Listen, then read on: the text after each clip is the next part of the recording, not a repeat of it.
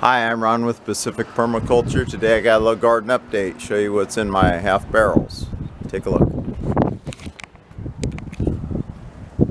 Right here we got some melon. I'm not sure what it is. I think it's some kind of like one of the honeydew or cantaloupe variety type of things. They're real fuzzy. Because if that's a cucumber, oh my word, that's a giant cucumber. I think I put the cucumbers in the other place.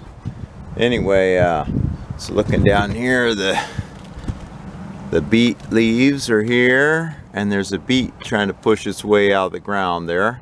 So it looks like I'm going to have a beet soon on that. And over here, lots of green tomatoes. We'll see how they taste, what that's all about. If they're good, we'll save some seed. And down here we have oca, which is an Andean tuber crop I've never grown, so we don't know how well it's going to grow here. Anyway, it tastes kind of like a potato, a little spicy when you cook it. It really tastes like a little potato. If you eat it raw, which you can, it's a little bit more spicy.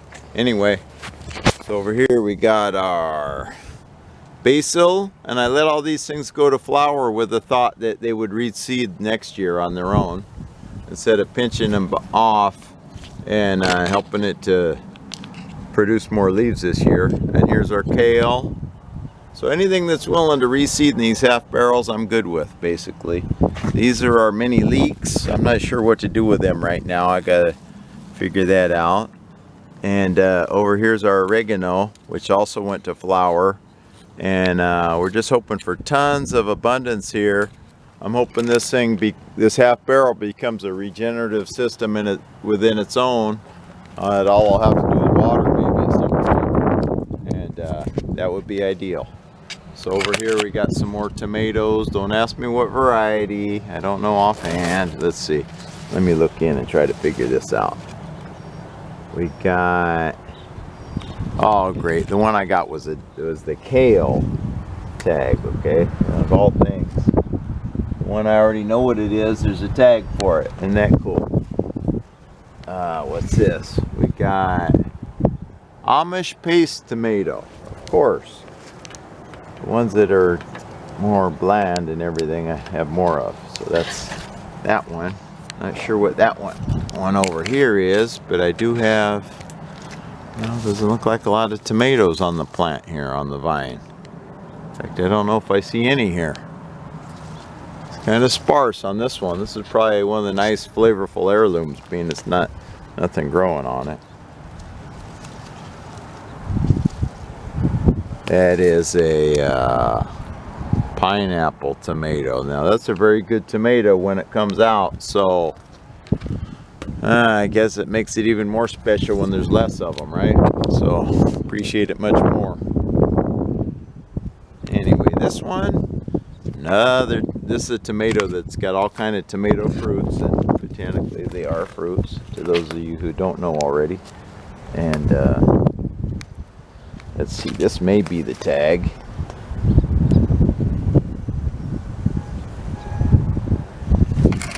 Tomato, purple bumblebee.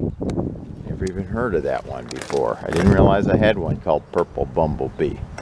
But anyhow, apparently I do. And it looks like it's pretty prolific. And you know, folks, gardening is all an experiment.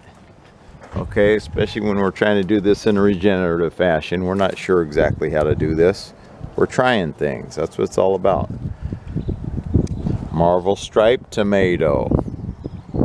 Okay, so the marble stripe, I don't see any tomato fruits on. Of course, that's a very flavorful variety. So anyway, it seems to be how it goes. The ones that you like the best, a little bit rare. This one's kind of yellow in this tomato crop, so I don't know the story there, but there is borage here. So what you gonna do? Forage for courage. Over here, this viney thing is just going wild. I mean, look at this thing. It's trailing up and all over the place. Tendrils here and there. In here we have a citrus tree, which I haven't done anything with. And also we have a dragon fruit cactus, which is growing in and out of this whole bird netting situation. Apparently it doesn't like to be contained. Oh, and in here we got a nice little melon waiting to be picked and eaten. And it's probably a while before it ripens up, but we just found this little melon here. And hopefully in the next few weeks that ripens up and we get a nice tasty melon out of it. If so, I will save the seeds. So here's our persimmons that are languishing in the pot. Have not up potted them to anything. One of our lovely rose bushes that is not blooming right now, but so be it, it looks healthy. Another one that was blooming recently but is not now. So for everybody's information, they're not all ever blooming. Some bloom once, twice, 3, 4 times a year, and then that's it. You know, some of the more modern ones are ever blooming, but all are not. So this looks like it's pollinated. If you look at this, it looks like something's been pollinated. There'll be a melon coming out of there. As tiny as it looks now. And it looks like there's a melon coming here also. And a melon there, and a melon there. So for whatever reason, this one got pollinated really well. This plant here. And this one looks like it's been pollinated and gonna form a melon. And this one looks like it's expanding like it's been pollinated. Over here we got another melon and another melon. So, and anyway, moving on, it's still got a flower on that one down there. I see a flower in there.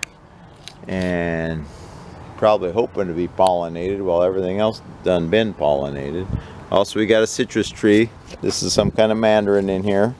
And also, there is a dragon fruit cactus you can see in there. So, you know, I'm just kind of experimenting with this interplanting thing.